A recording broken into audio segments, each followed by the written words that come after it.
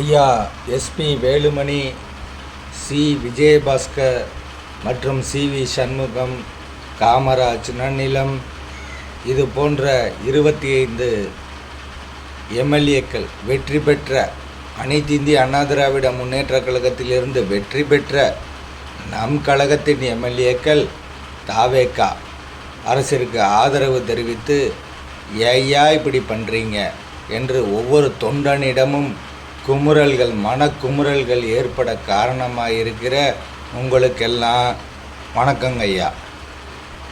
2023 August 20ஆம் தேதி நான் மதுரை வளையங்குளத்தில் ஒரு மாநாடு நடத்தினோமே. சி விஜயபாஸ்கர் அவர்களே, உங்களுக்கு ஒன்றை தெரிவித்துக் கொள்கிறேன். கண் துஞ்சா கழக பணியா மகத்தான மக்கள் பணியா என்று நீங்கள் ஒரு பட்டிமன்றம் நடத்தினீர்களே. இன்று நீங்கள் என்ன செய்து கொண்டிருக்கிறீர்கள்?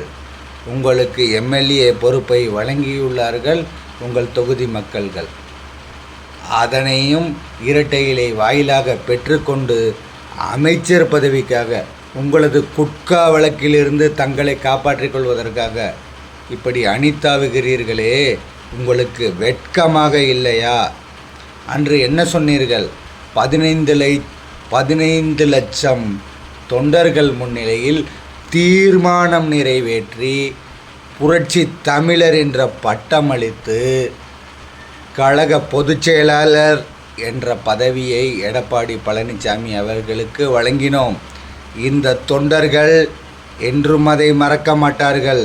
பொதுக்குழு உறுப்பினர்கள் எடப்பாடி பழனிசாமி அவர்களுக்கு எதிராக கையொப்பமிட்டாலும் அவரை நீக்க வேண்டும் என்ற தீர்மானம் நிறைவேற்றினாலும் தொண்டர்களின் தீர்மானம் தோற்று போகாது.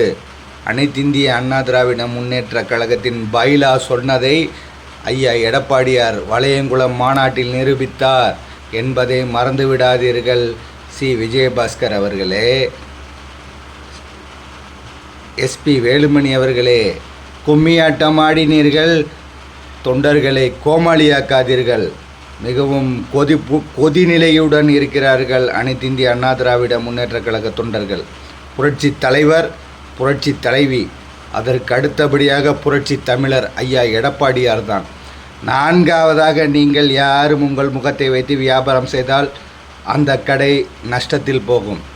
நுனியில் உட்கார்ந்து கொண்டு ஆலமரத்தை வெட்டாதீர்கள் என்று கூறி விடைபெறுகிறேன்.